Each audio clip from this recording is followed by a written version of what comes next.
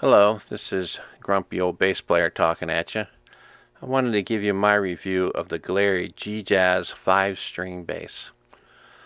I bought this bass because I wanted to play some down-tuned stuff and I was tired of the floppy strings on my 4. So I spent the money on this. If you want to hear a sample of it, you can find my video for Breaking Benjamin's Follow, in which I use this bass.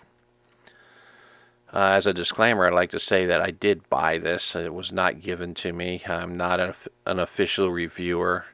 My site's not big enough for that, nor maybe I would probably never do it that way because I think people with all good intentions don't exactly tell you the squared up truth about it all.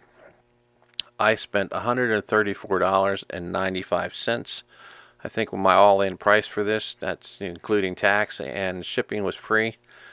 And it took a couple weeks to get here from California. I live on the East Coast, and that wasn't too bad. And packaging was adequate. I mean, it got here safely, but it could have been a little bit better.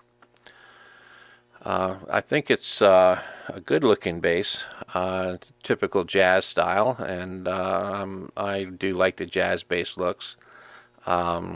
I bought a Squier Classic Vibe recently, and I've learned to like the jazz after playing just P basses for a while. But it's a good looking bass. Another thing I like about it is the pickups. The pickups sound well. They don't make noise. They play pretty well. Running through my system, they sound just as deep as any other bass I have. So.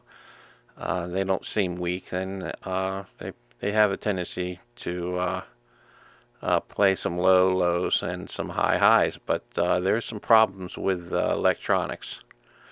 Another thing I like about it is the neck. They have what I would think is a rubbed-in finish on it, kind of a satin. There's a little bit of a shine to it. I guess it's just to protect it, but basically feels like raw wood. And it feels comfortable sliding in your hands and your fingers. But there are some other issues with the neck that need to be taken care of. So some of the problems I have with it is there's something wrong with electronics. When you have them full, both pickups on and the tone up, it works fine. But when you're playing individual pickups, one or the other, and with the tone, it cuts off early. There's something screwy about the electronics with this thing. It happens with each pickup as you use them individually. If you have them both on full, it's good, but the tone doesn't seem to work right in that stage. So it's kind of a problem. Another thing I don't care for is, or it's not a big deal, is the frets are sharp. It's not a great big deal. I mean, it's something you can play around with, but I do have a file, and I'll file it down, make it feel a little bit better. It doesn't take much work. It could be nicer, but it's no big deal. I had to do a lot more of work to my Squier Jazz. That was really sharp, but this one here is it's playable, not that horrible. The next thing that I find a problem with is the nut. The nut is sharp. It's a plastic nut. Don't like the feel of it. It's the first nut, or bass I should say, that I played where I was really aware of the nut. When you get up into that first fret, it starts digging into your finger. It can probably get filed down, but being a plastic nut, it's out of here. I'm tired, or I shouldn't say I'm tired of it, but it just doesn't feel right. And nuts are fairly cheap, and they're not hard to change. So that'll be one of the things that I'll be doing to this, along with filing the neck. Another problem I don't really care for is the bridge. I'm not a big fan of the inexpensive Fender style bridges, or I should say cheap. Not very heavily built. Really doesn't transfer. Not a fan of them. I don't even like them on the less expensive Fenders or Squiers. I think could be better, and I've always put high mass bridges on my other stuff, but I won't be doing that to this one because of other reasons. The body itself needs to be, a better body. I guess that's probably the biggest issue that I find with this thing is that there's a bad neck dive. It's a very light body. It's basswood, and it's not good for sound. If you know anything about wood and in musical instruments to transfer sound or using it as a soundboard, you want something that's a little bit more substantial. There's a reason why Les Pauls sound the way they do, and Strats sound the way they do. It's in the wood. If you ever question that, you just look at some of the necks. This body here is just so light. I can't imagine you get any kind of sound quality from it. So I think, for that purpose alone, I would never use this as a basis for a build, because I would want something better body-wise. Another thing about this bass, I guess, is the finish itself. I mean, it's not horrible. I feel that it's sprayed. It's pretty well covered and protected and all that. And for $135, I wouldn't say it's the best done finish on it, but it could be better.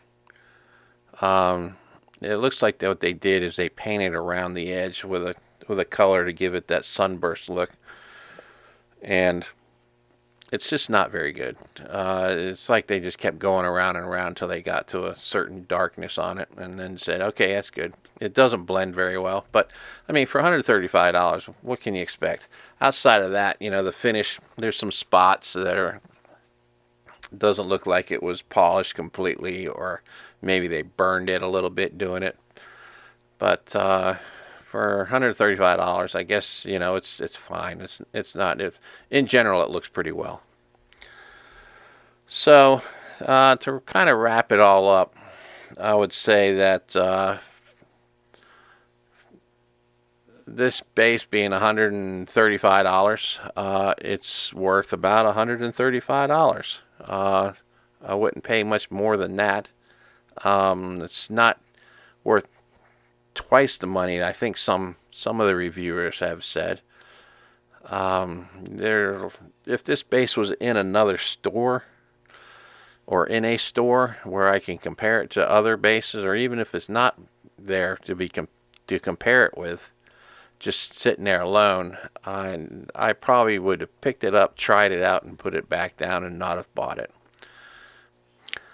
There are plenty of basses out there that I probably would buy before I'd buy this one again. The Squier Affinity, which is $219, I think, at Guitar Center.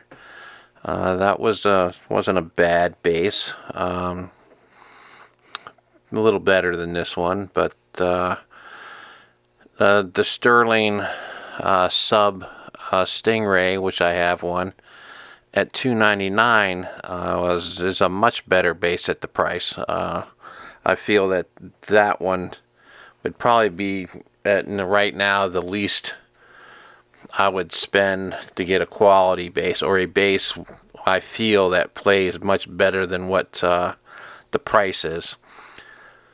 My Squiers are classic vibes, and they're in the $399 range, and I do like those. I like them a lot. I feel like they're built well, and I had to upgrade them a little bit, so I feel they play a lot better than what they're worth. And then I have the used Fender for $400, which I did a little upgrading on, but it's a nice bass, and don't get me wrong, but I do prefer my Squiers. But But there's a lot of other options. Would I have bought a Glarry if it was in a store? No. It's something I'd probably would have looked at, checked out, and said, "Wow, look at the price of this," and put it back down.